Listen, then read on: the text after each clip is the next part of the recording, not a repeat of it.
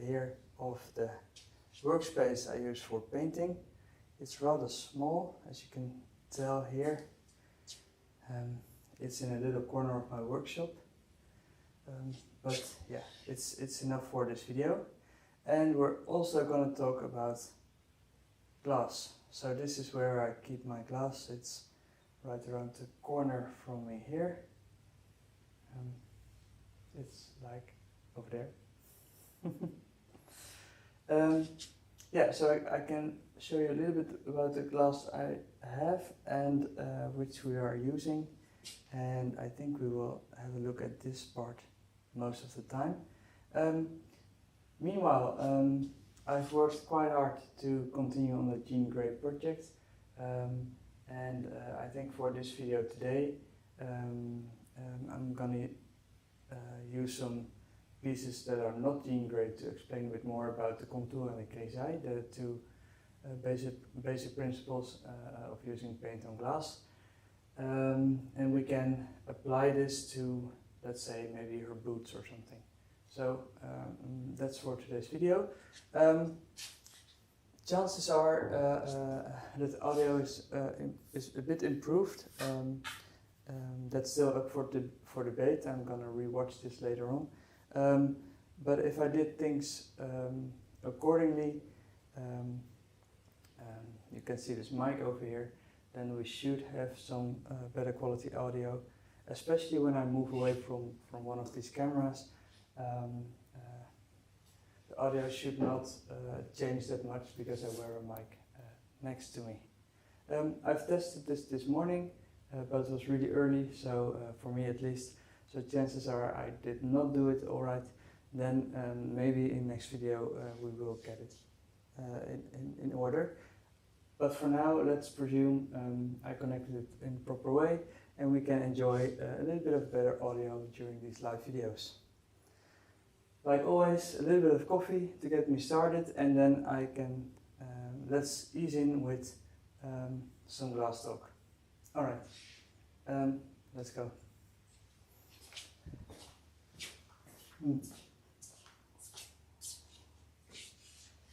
Okay, so this is the space where I store my glass. I will be changing it during the summer because I have a second floor here, and I also sell the glass locally, and more people are finding me, so that's terrific news. But over here you're standing in the workshop, so here we have the kiln. This is where I cut larger sheets of glass or work on fused glass projects. And you can imagine when people enter and are browsing for a piece of glass, then they just can't. They're big sheets, they're different brands, and they don't follow a system apart from a system I know. So that's gotta change. But to tell you a bit more about my system is from here until the other side, that's all oceanside. There are a few bits and pieces cut to size that are from different brands, like Wismach. And over here I have a section which is all bullseye, which I currently use for fusion. And over here there's a section of restoration glass, like the sans-juste of the Lamberts glass. That's the really traditional stuff. And then moving on, I have some Wismach in stock. I got a good deal on being able to purchase larger sheets for, well, not that much, so I ordered quite a lot. And then all the way to the back there's transparent glass, like the regular float glass. Yeah. And what I like best is to cut the glass to a size of like an A4, like a print paper. This is a little bit safer for me to ship. It takes less space, and especially with the rack pack, they come in squares like these sizes. I can cut off like 1/3 of the sheet, and then also offer it for a third of the price of a sheet, of course. And I keep all these strips for when people are coming over to do workshops. So then I always have a lot of colors in bars, so people don't mess up an entire sheet because they sometimes not know yet how to handle the glass. And yeah, as far as my system goes, that's it.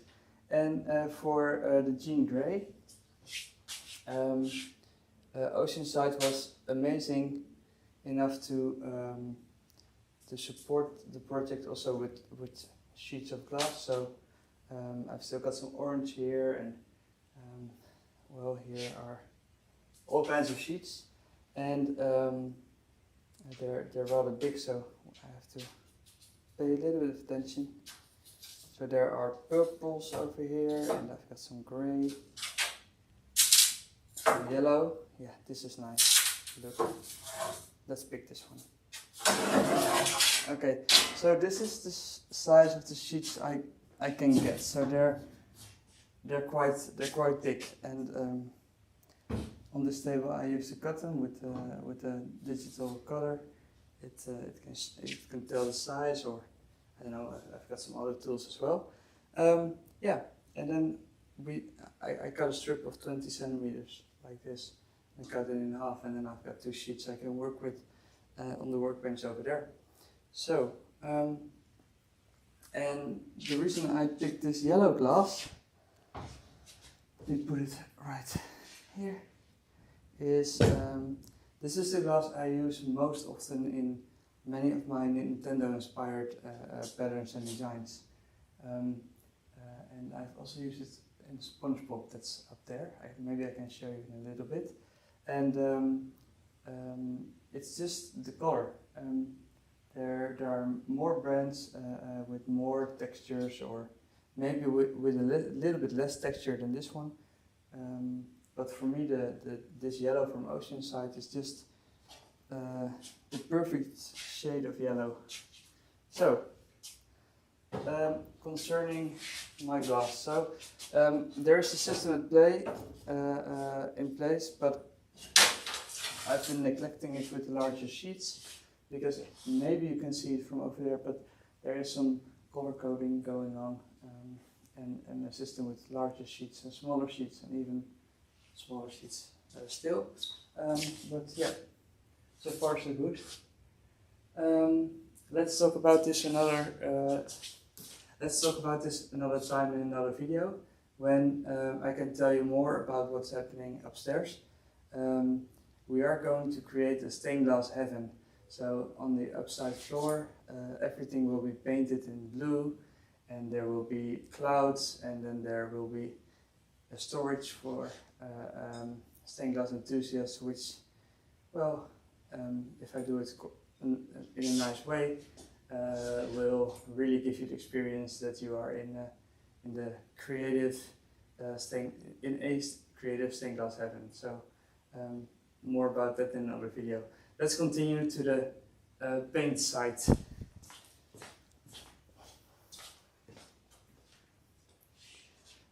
All right.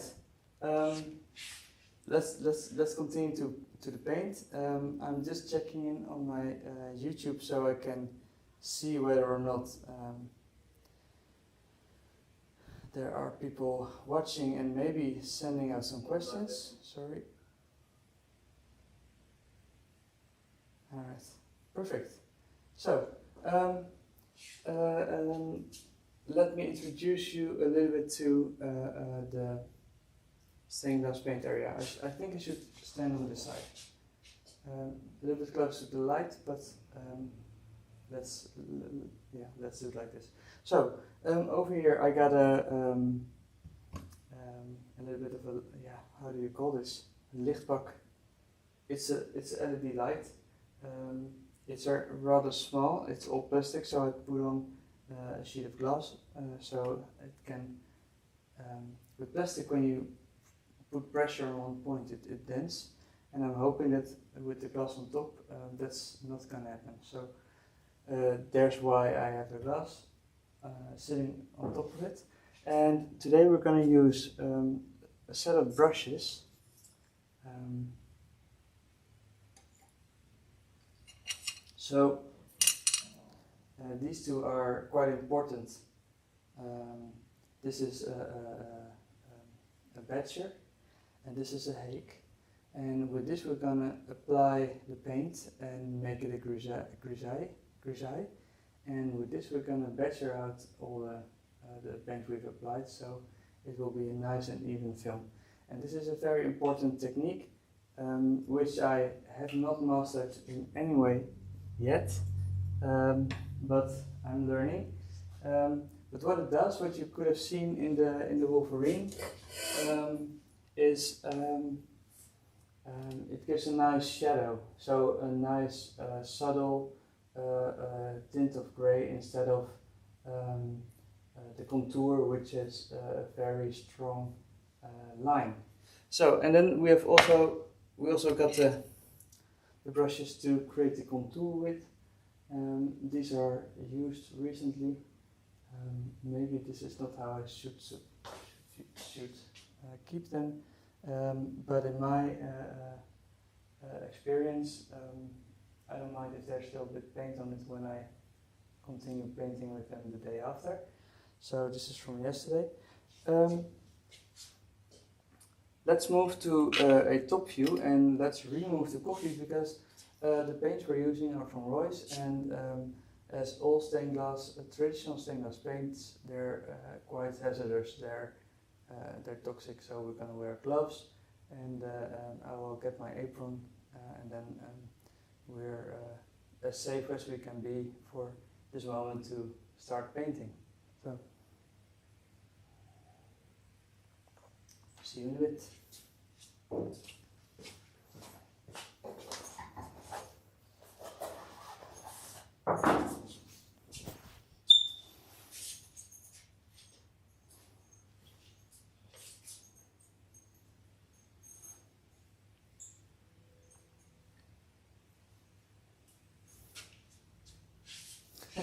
I'm still struggling to get my apron on here, so in case you're wondering, did we lose connection? No, I'm just sorry. Annoying. Yeah, there we go. All right, apron's on. A little bit of coffee to go.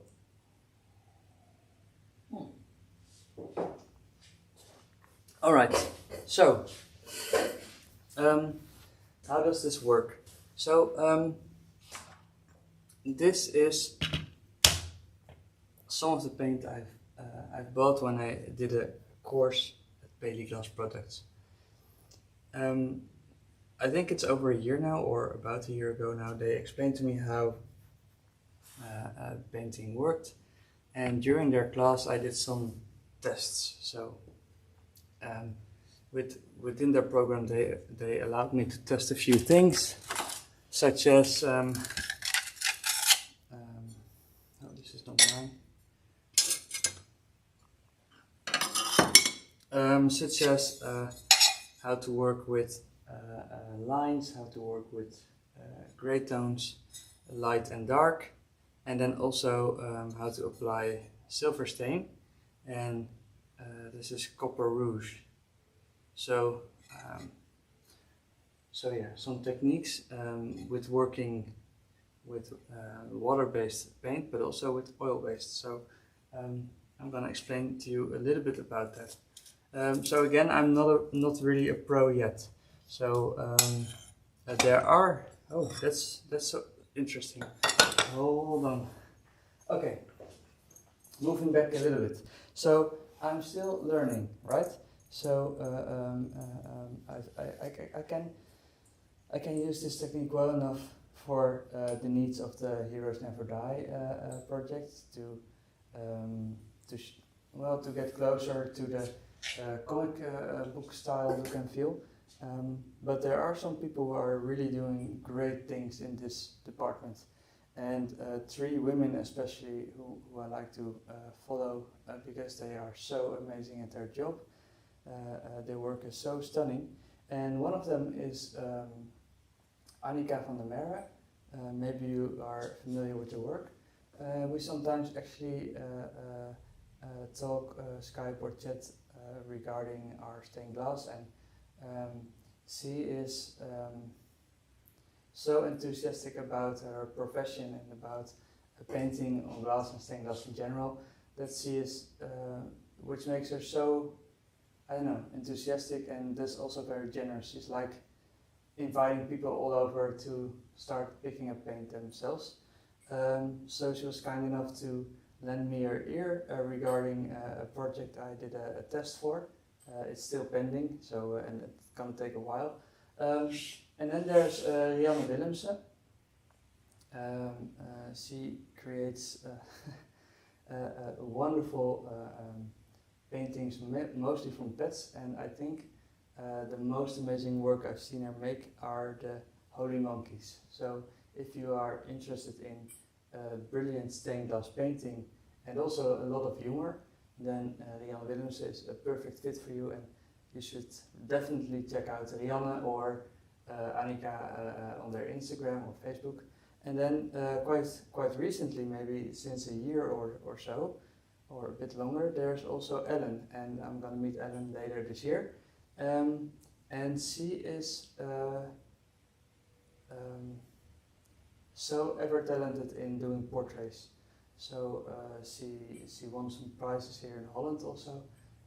But her skills in painting on glass, especially for human faces, portraits, is just amazing. So these are three examples of super talented people regarding painting on glass. So check that out. It's not, I don't know, to gain some favor from them. This is really from the heart. You know, I see their work. It's of amazing quality. And if you want to learn more about this subject, and I can tell you like the basic principles right now, and maybe in future videos I can explain a little bit more. But if you check out their work, there is so much more to see. So, all right, let's continue.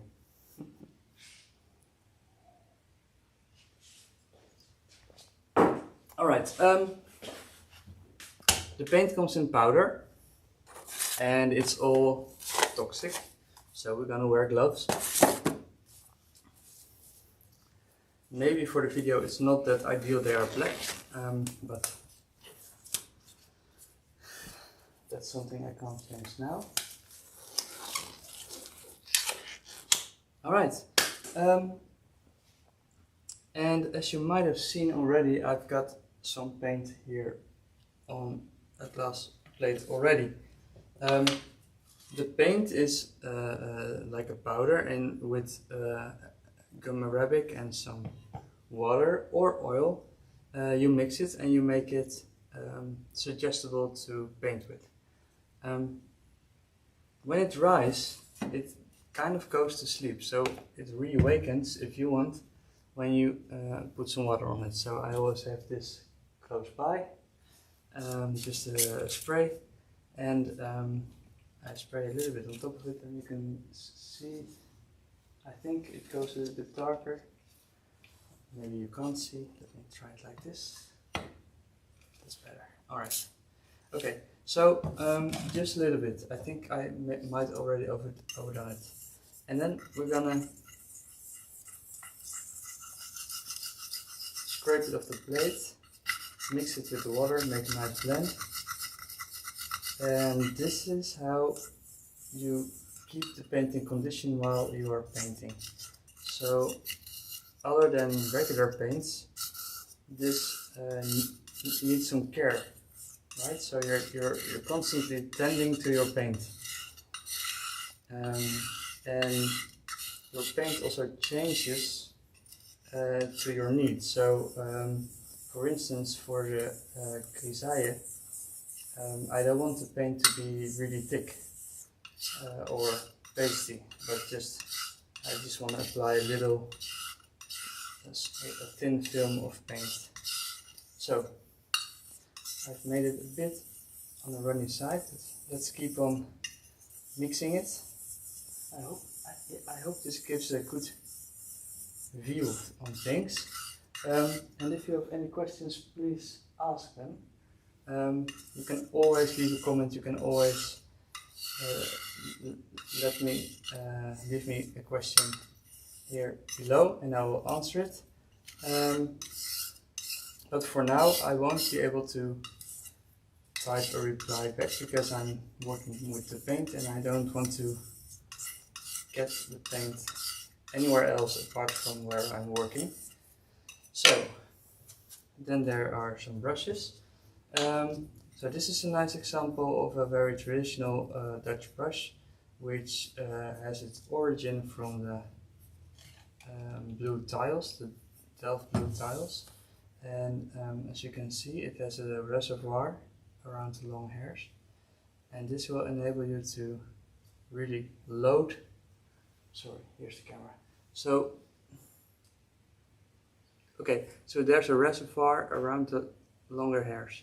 So you can load a lot of paint in them, and then so you can continue painting for a longer period of time. Okay. And of course, there's a lot of technique involved in the paint and in painting itself, but it's also like drawing, like painting, it's also practice. And during my art school period, I had to paint a lot, I had to make a lot of drawings, and I think from the moment I started to talk I was already drawing. So chances are that when you start out you won't start with lines like these. This is just how my hand grew to be I mean I've drawn like 100 of drawings a day in cartoons, and I don't know. When it comes to drawing and painting, I am always quite at home. Let's phrase it like that. So chances are, that's what I see when I give a workshop, that it's a bit difficult to begin with to have nice and strong and smooth lines exactly where you want them to be. Chances are you might need to search a little bit in order to get a line, which is fine too, because the beauty of this paint is when it dries, you can just start erasing by scratching it away, because when it's not yet baked in the kiln, then the paint is just lying on your glass, so you can just easily start over or get rid of it and just a bit more. So okay, I thought we had a little bit too much light. Okay, let me just change the position of the camera a bit, because I think we can get a little bit closer to what we're doing here. Sorry, this is all a bit of improvise.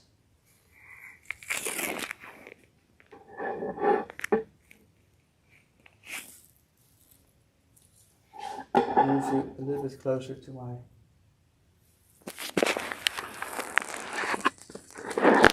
okay, I think we're on the right track here. The only thing is I'm still seeing. Okay, yeah, there we go. That's better. Can be better still. Hold on. Yes. Okay. So we've made a zoom in on the workbench. Okay. So there are of course tools, right? So you can use, I don't know, something like this. This has a rubber point, and then you can start scratching it away. But it's a bit soft. So and then there are, I don't know, toothpicks or wooden things you might use for a barbecue. I tend to just take a pencil sharpener and sharpen the edge of my brush, So I still have a nice pointy end, and then I can just get rid of the part of the paint I don't want. And then you can still adjust the lines quite easily. And like I told you just a little bit before, with a little bit of water and a paper towel or some toilet paper or whichever you have closer by, you can clean it again and make sure to throw it away right away, because again it's toxic material, so you don't want this lying around your workbench as it just happens here. This is also gonna change this summer.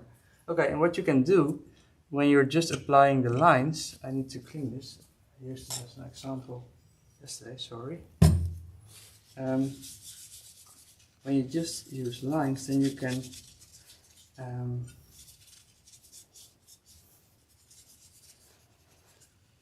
just cleaning the example project here.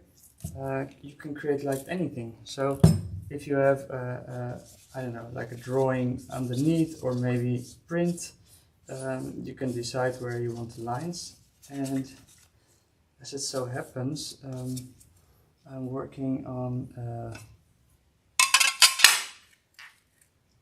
a project of mine. This is a drawing I made from a photo from my son Sam. It goes like this. I already made all the glass parts, and here we go. Then there's some background going on here. So I'm close to being finished. The only thing is the colors don't resemble anything, or him especially, at all. So I still need to apply some more color to the hair, to the eyes. I need to add some rouge, like yes, where the cheeks and lips, and I kind of got lost in adding grisaille, the shades, and it's the first time I was working with color, and I think it's a bit too dark.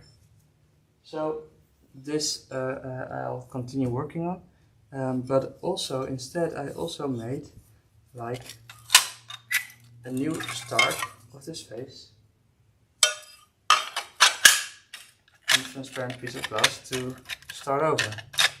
And this might not be precise as well as the other one yet, but yeah, here you have the general idea. And this has already been fired in the kiln. So if we, yeah, wow, it really does not fit yet, but okay. And what this does, sorry, and now this has been already been fired. So what I've done is I've taken a few bits of his outline, including the eyes, and that's gonna, well, in a general way, show you the face, right? So that's what these lines do, the contour. And when I get rid of all these pieces here, we can zoom in on how does it work with the grisaille, because it's a very nice test piece. What I'm going to do, and I need a little bit of answers first, because in this version I used the same kind of paint I used for the contour for the grisaille, which is a black or a grey hue, and I think they became too dark in his face, and it shows a bit differently when there's other light also touching the paint, which I can't show you really well. I think maybe I can. I'm not sure. We can try. No, I think it's just with daylight. It does show a bit of a better quality in color. But yeah, this is too dark. But for the Jean Grey or the Wolverine, just the gray hues are perfect, because we're using colored glass and so forth and so forth. So I've shown you a bit what you can do with lines, right? So another example piece of glass, just to show you. again, I'm still learning, right? So maybe you are watching this and you are like this huge pro glass painter, then please feel free to correct me where I'm wrong. Meanwhile, I'm just working on the paint a little bit more to have it in a good condition again. So this is something that you do all the time when you are working with this paint. And this is why I want to show you, because I see a lot of creators start using paint and they're all using, I don't know what paint, but it comes in a bottle and you put it in an oven, like an oven, not a kiln, and you can't really paint with it. It's all a bit thick, pasty, but very untraditional. Okay, so right now I'm giving headspace to the camera, so I'm not really I'm not able to really see it right from above, but in general this is how things like this work.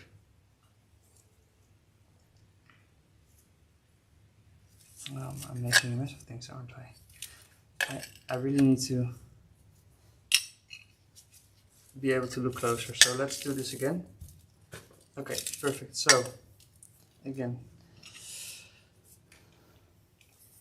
a little bit more water in the paint. Yeah, this is nice.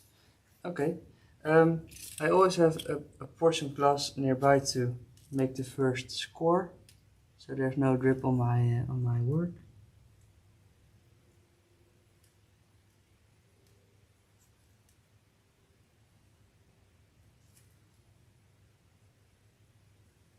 I hope I'm not in front of the camera.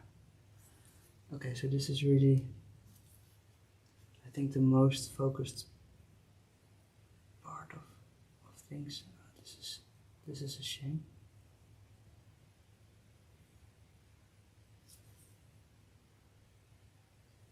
Well, like I said, we can repair this later on. But maybe this is a bit much, but yeah, it's just for an example piece.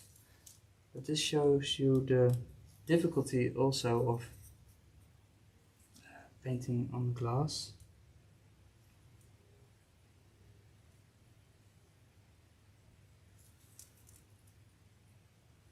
So I'm just copying my earlier work. I've made some decisions back then, which I'm just gonna follow through now. It's just to show you how to apply these lines and to give you a nice example of a portrait piece. To me, those are the most complex projects you can do, because it's so important they look alike the person you are making a portrait of. So I think those are the most challenging things you can do in any art form.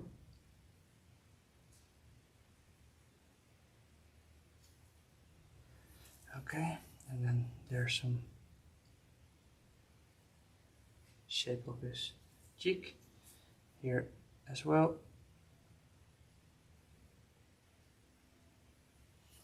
And this is of course a subject of taste and preferences, but I really don't mind if you see I use the brush. Like, I really like to show you brush strokes.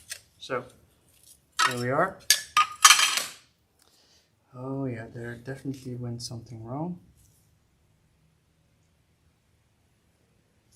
Okay. But this is what we've done for now.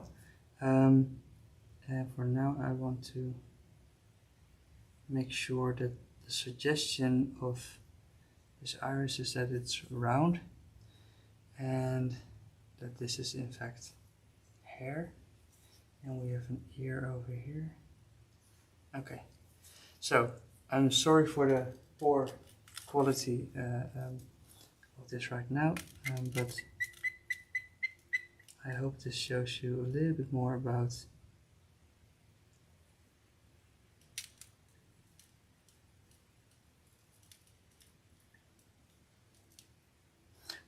painting on glass. And as you can hear in my voice, it's rather something you really need to do focused.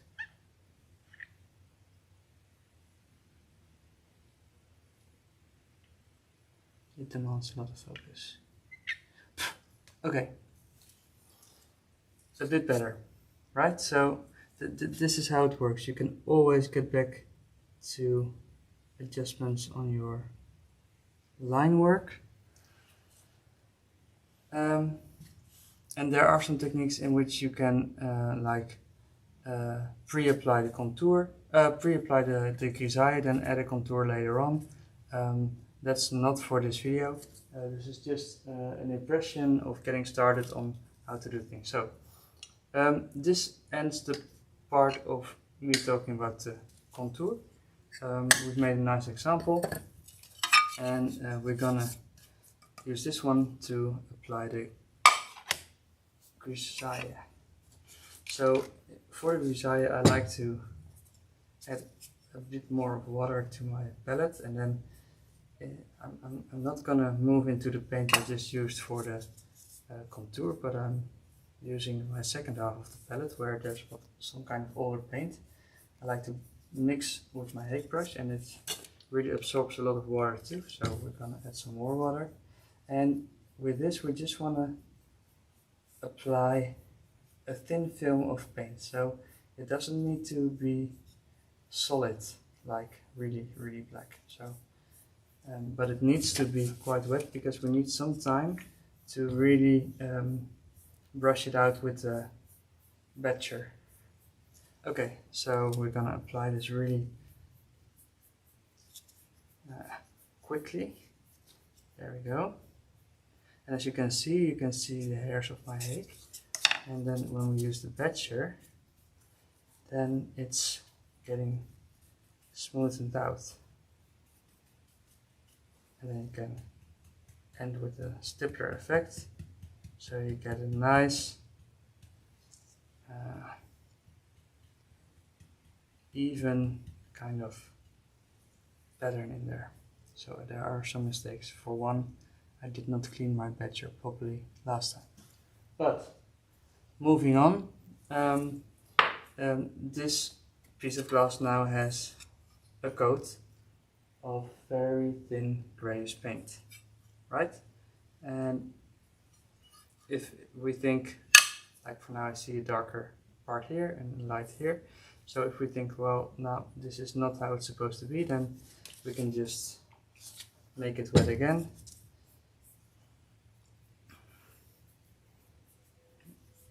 Get some Geek action, and then again fan it out with the batcher, and maybe this time it will be better, maybe not. And this is something really to practice on. I mean, it doesn't hurt to do this like 20 times before you get it right, and then in time you get it right more quickly, more easily. But this is something like a basic skill you need to obtain. Now, what's happening here is exactly why you want to work with a grisaille, with a batcher, or preferably another, like a stippler or something, another brush. You can kind of choose where you want the color to be lighter than the other parts, and then there's where it gets interesting. So by doing so we can add highlights, so we kind of paint in the light, so it's in reverse of pen and paper. Right, so there we have the eyes, and then there's the highlight on his nose, and I also think his forehead. And we move in really slowly, because other than the lines, if we mess up here, then we have to do it all over again.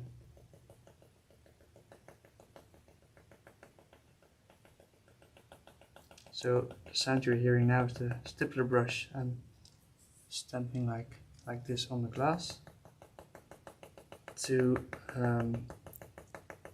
open up the coat of paint without leaving like really marks or from a movement. And of course, not everything has to be like really subtle. So what I do for the Jean Grey or the Wolverine is there are also some parts that are just, especially when it's comic style, there's always a part that's really like, this is the highest light, you know, the biggest highlight. So you can use like these cotton swabs for that very well. And this gives it a nice graphical approach in comparison of really nice and subtle shadings. I'm not sure if you should use a batcher at all for this part. I've never done it before, so I'm just giving it a try. And other than using a sticker, our brushes like these. These are just very affordable, very cheap ones. They are made with hairs from pigs, and you can like add a little bit of a direction to the strokes as well. So for instance, for the hair, if you put a highlight here and there, then it does not only get rid of the paint, but it also applies a very nice tactiliteit, the suggestion of the material, right? So it's becoming a bit more hairy, like hair-like. And of course, this you can use in your advantage to apply some texture. Okay.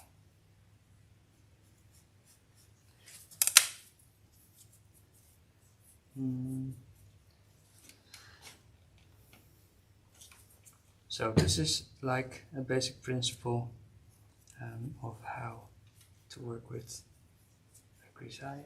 I just want to make sure that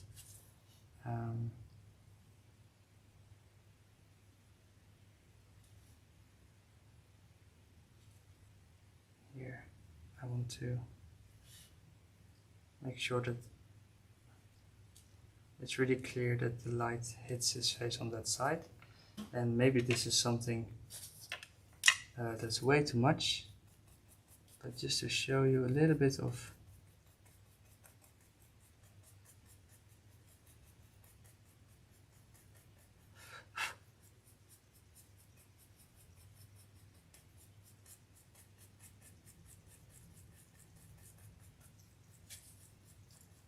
how I would work with the Wolverine on Jean Grey. It's funny because this video is called part 3 of Jean Grey and I haven't shown you anything about Jean Grey yet. So that's something we really need to still do, but sorry for that. Okay, so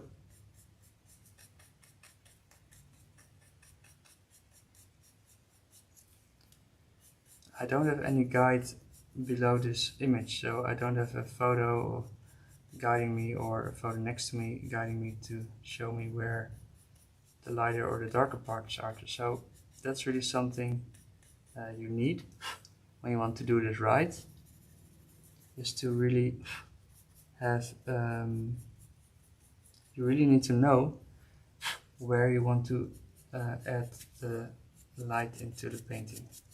So I guess that's the beautiful part of the grisaille, is you're actually adding light to your image. Yeah. So again, this is really basic here. And maybe later on, when I'm a bit more experienced, I can show you a bit more.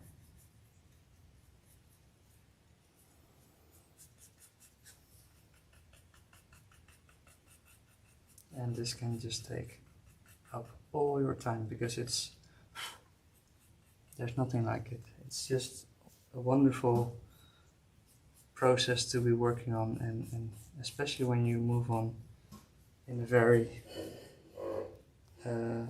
slow pace, unlike we're doing right now, then it's terrific. And there's another trick, which is you can make sure that the lines are better visible if you add a little contrast to it. So I'm hovering right above the project now. I'm sorry if you cannot see this at all because I'm too close to the camera. But by scratching away some of the paint,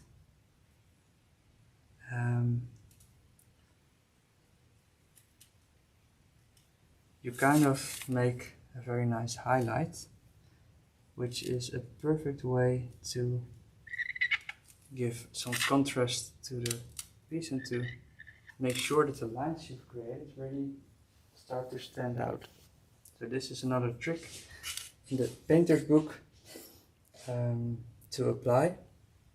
Like I said, you want this to be a very thin layer. So for starters, I think I've used too much paint on this layer. And we're not going to follow through this throughout the entire video, because that would mean that I might be doing this for another hour.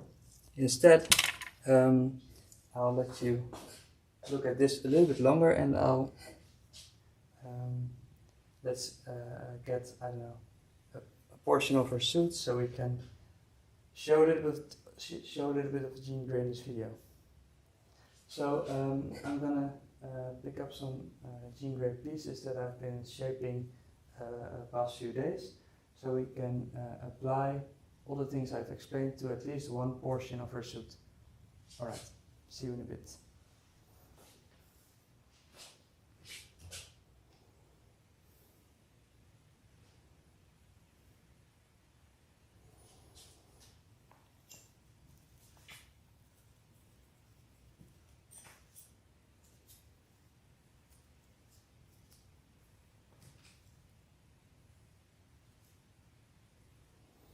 Ja, welk stukje?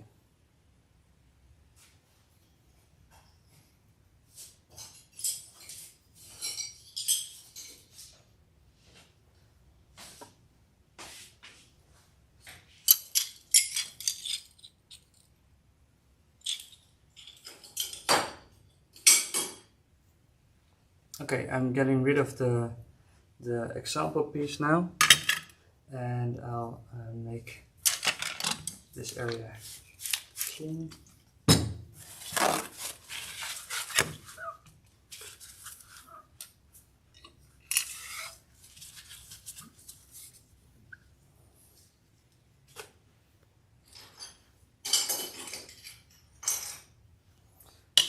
So we're going to apply the bottom part of the Jean Grey project here. I think this is the most recognizable part of the project as it is right now, and it shows one of her boots. So there's no, it's quite small. There's not really much painting going on right here, but let's say this is a good start. I can show you later on how many pieces there are, and there are many still that we can apply the paint on. But yeah, for starters, this is a recognizable part of the build, so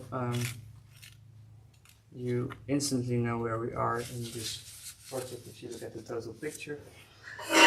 And yeah, this is the boot. This is the lowest part of the project, and what this also shows on the light table is that I really need to make give the boot a bit more, like it doesn't really fit in this shape yet, so I need to sand it down a little bit more. But yeah, so this is where we are, the bottom part of the piece. So that's when I zoom in on the boot, and because it's rather small, it might be a nice trick to keep it in place with a little bit of putty. I don't know what this is called. You can use it as an eraser too. This is a tip from Ellen, I believe.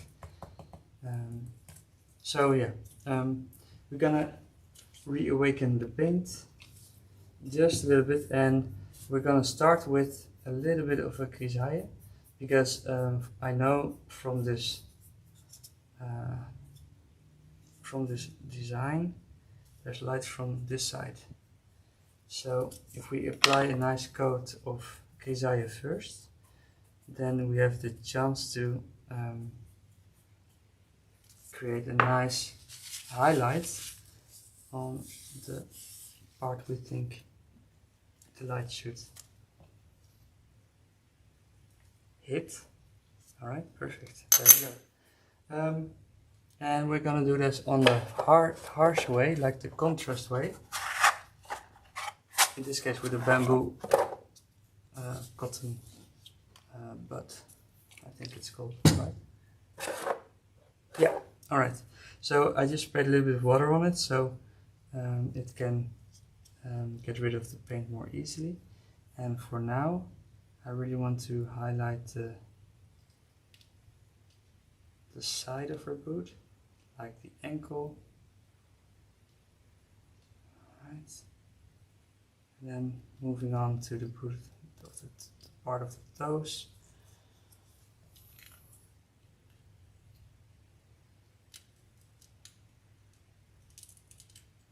And then also include the toes. Okay. Now this might need to be given a little bit more definition, so we're gonna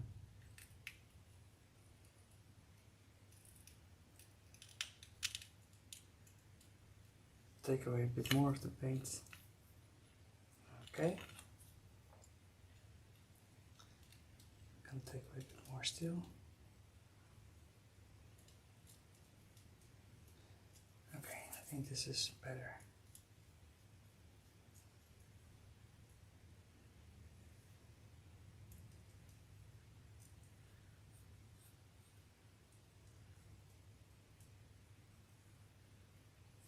Okay, and then we can use this brush on the side here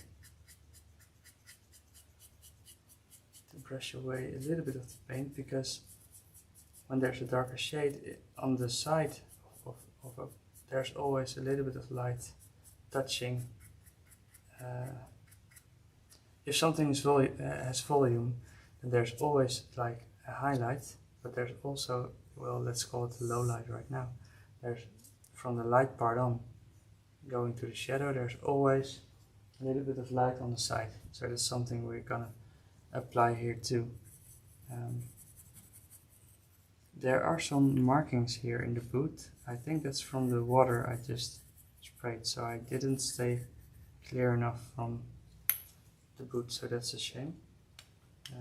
I might end up doing it again, but yeah, here we have a detail of the boot, and right now I think it does not show the volume well enough of actually toes being in there, so I think I still want to change this shape a bit, just a bit. So it really shows that there's something inside of the boots. Yeah, I think this is better.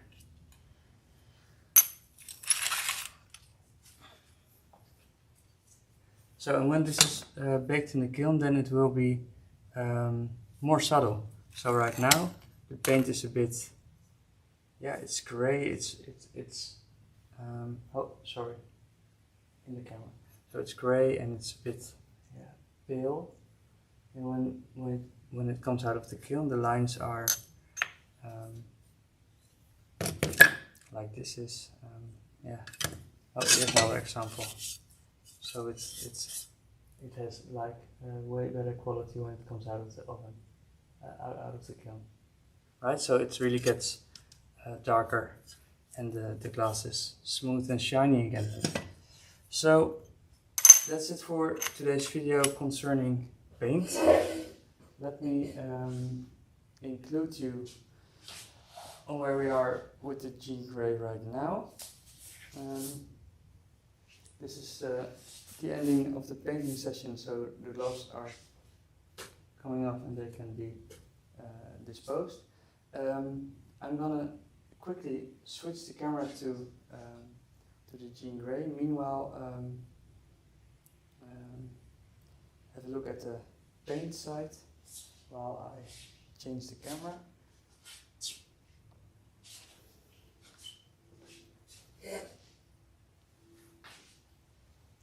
Alright, let's see how this works.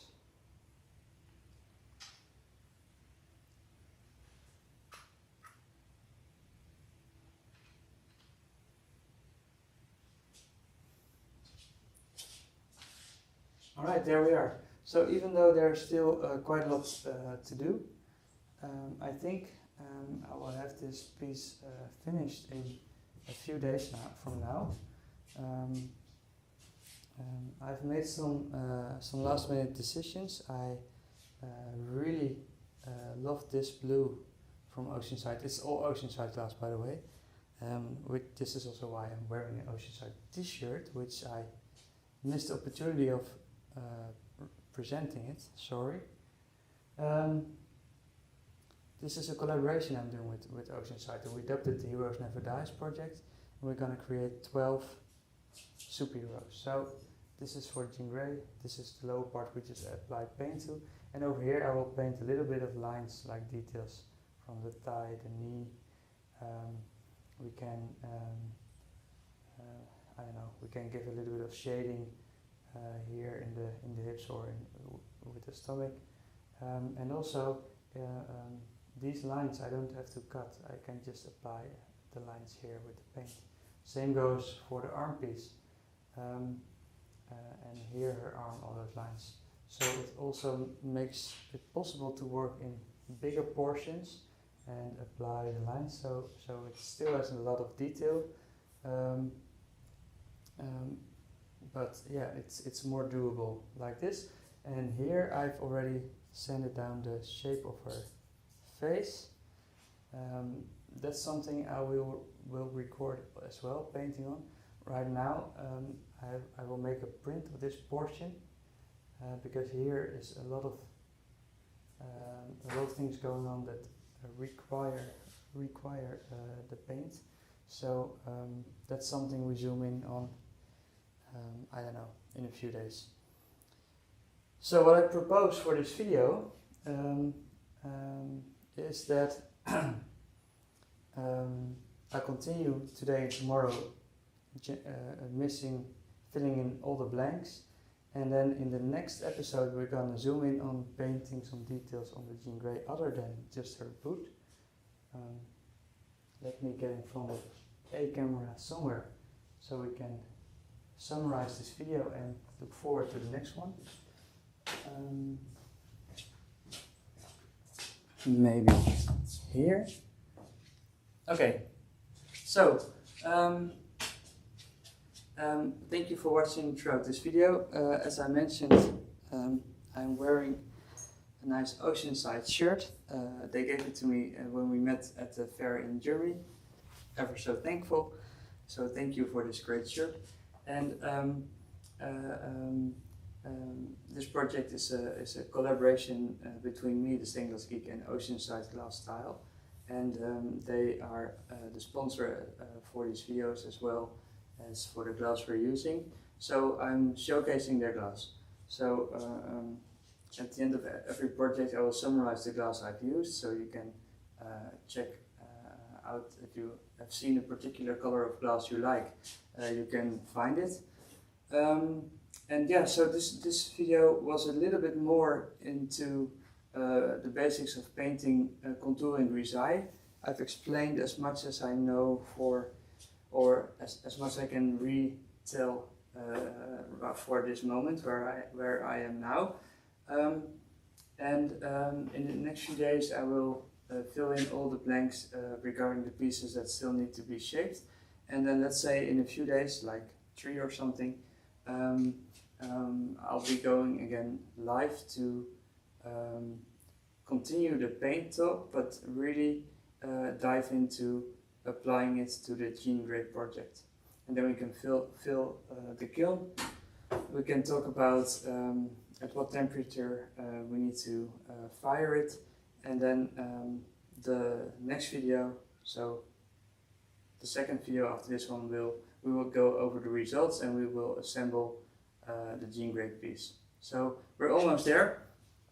I tried to keep the series to a maximum of 4 or 5 videos, just like the Wolverine, and then we can continue with the next hero. So thank you for watching, thank you for being part of this project, and as always, please leave me a comment below regarding a question, a remark, anything you want me to talk about during the series we are creating. This is a weekly thing, and it should be a really core structure of my YouTube channel and my online, I don't know how to phrase this. It should be a key element of me being available to you online to talk about glass. So please make use of this and send me your questions, and we can cover them in videos like this. Thank you again for watching. Have a great day, great evening, or a good night, and I'll see you in the next video.